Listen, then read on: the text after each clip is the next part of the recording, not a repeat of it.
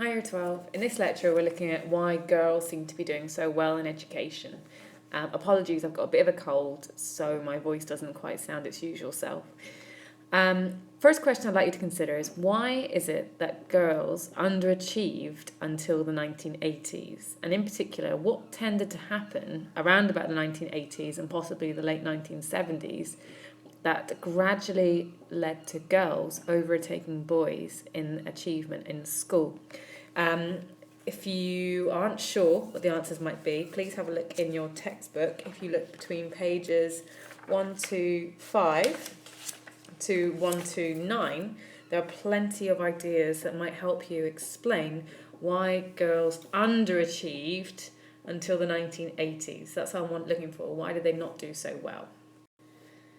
So until the 1990s, girls achieved less than boys at school. Okay, they studied very different subjects and they got lower paid and lower status jobs. Okay, in terms of the subjects, what types of subjects do you think they typically did before the 1990s? Okay, so think about typically female and masculine subjects. Because women typically got lower paid and lower status jobs, this affected how hard girls might try at school. Okay, what's the point in studying really hard to get an A star in science, maths and English if you're only going to go on and be a secretary? Okay, so this could also explain why girls didn't do so well beforehand. What attitudes towards girls' education do you think this reflected by parents and teachers? Okay, so think about the attitudes of parents and teachers and what impact do you think that had on girls' experiences of education? Okay, there are a number of sociological explanations as to why girls underachieved. Stanworth argued that girls suffered from low expectations by the teachers, parents, and the girls themselves. Teachers did not believe that girls were of equal ability as boys. There was a general consensus or agreement that girls weren't necessarily as capable in highly stressful environments that required management and what have you. Parents, let's face it, parents around about the 1990s, okay, they probably would have been had their primary socialisation around about the 1960s, maybe even the 1950s, you never know. So as a result, their ideas about what girls and boys typically would achieve would have been vastly different to ours today. And many parents would not have expected girls to go on into quite senior management roles that paid very well. Okay, so as such, careers for girls were not thought of as important. Careers were very much something that girls had on a temporary basis before they got pregnant, and then they would become full-time mums, or if they did return to the workplace, they would only work part-time. Glenys Loban did a study of textbooks, and she argued that textbooks across primary schools in particular either ignored girls or showed them as inferior. So if you look at science textbooks, you would typically have male scientists conducting experiments, okay? And within the reading books, they tended to portray the gender stereotypes. So the female characters were very much more interested in playing with dolls or being rescued by Prince Charming, whereas the male characters were very much more about being adventurous, competitive, or even heroic.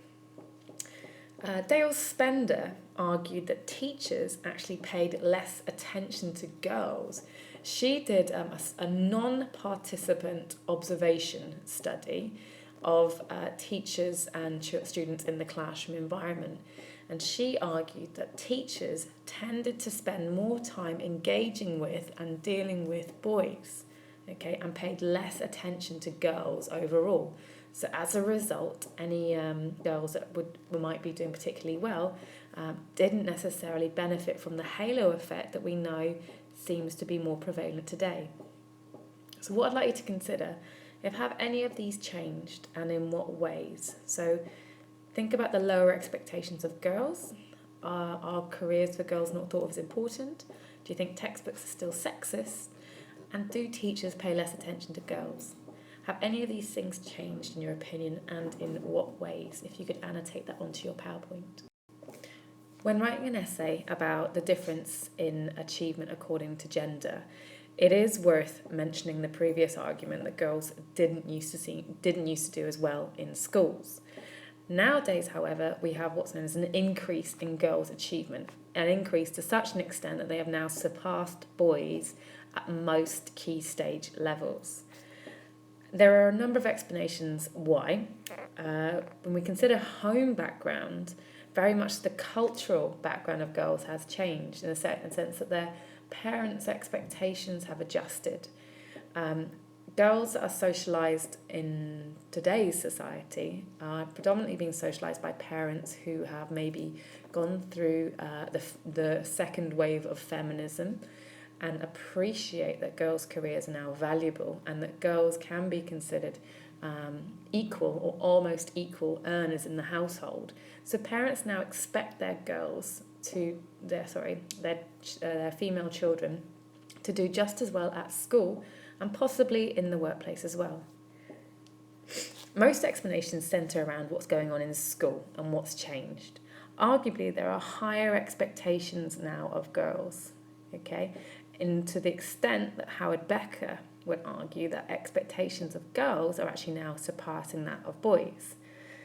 There's also increased awareness of gender issues in schools.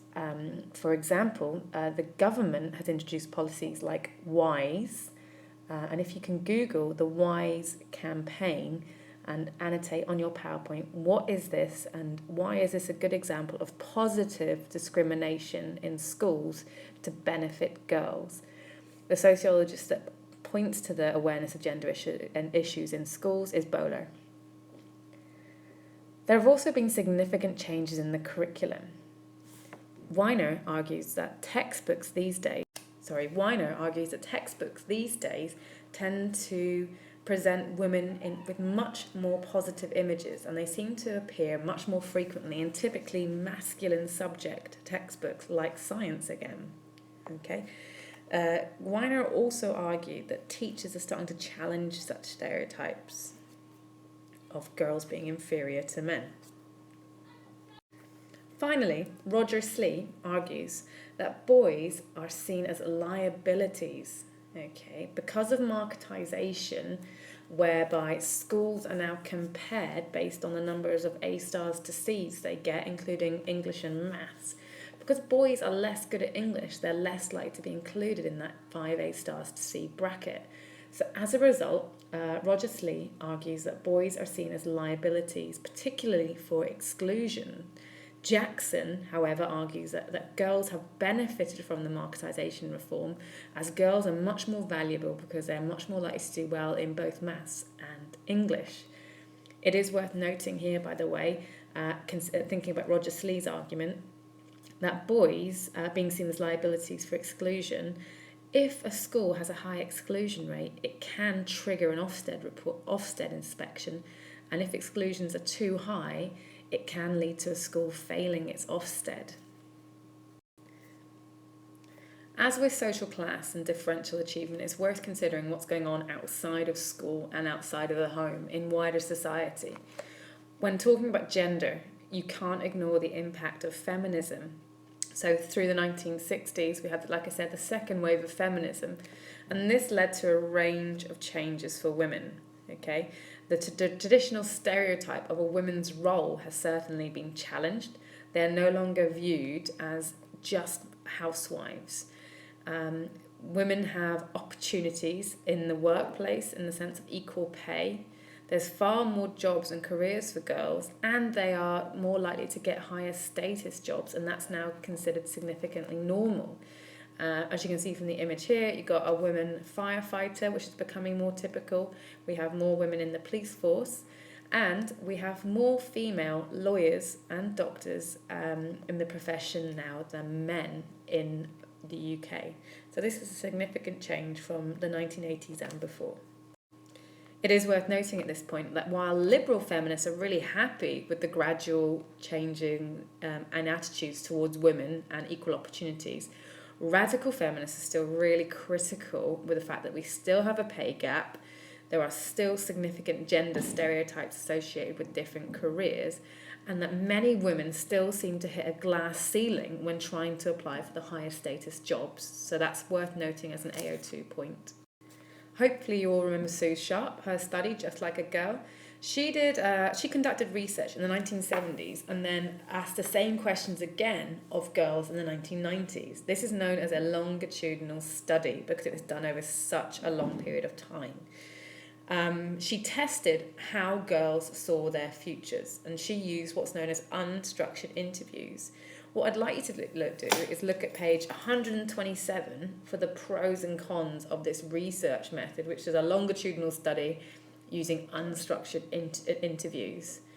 And can you remind yourself about what did she find out about the changes in girls' attitudes when you compare the 1970s to the 1990s?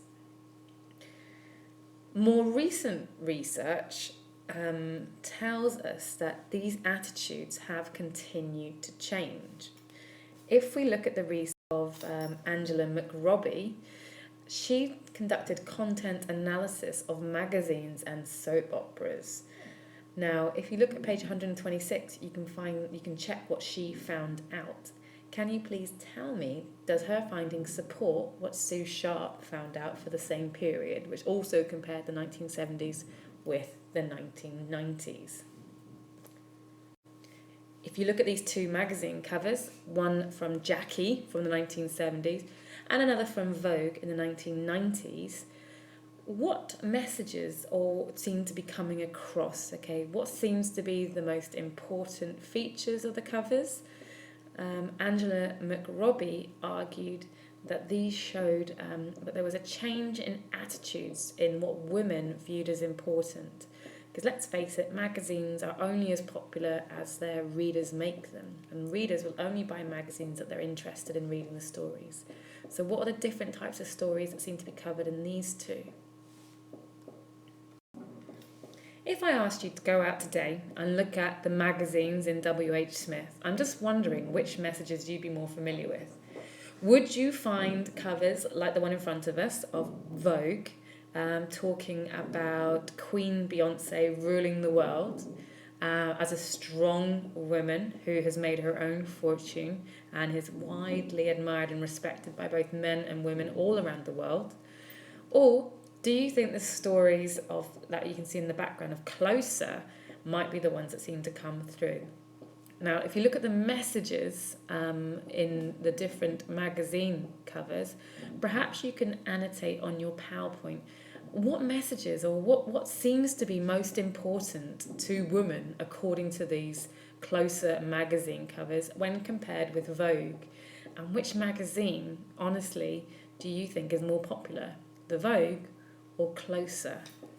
And what does that mean in response to sociologists' arguments that actually women's attitudes have changed and we are now more concerned with being strong, independent women rather than being obsessed with men and our figures and makeup? As I mentioned briefly before, radical feminists are still very critical about the level of progress that's been made in education. They would argue that there are still significant inequalities. They point to, in particular, differences in subject choices. Now, if you look in your textbooks on page 133, you can find a bit more detail around this area.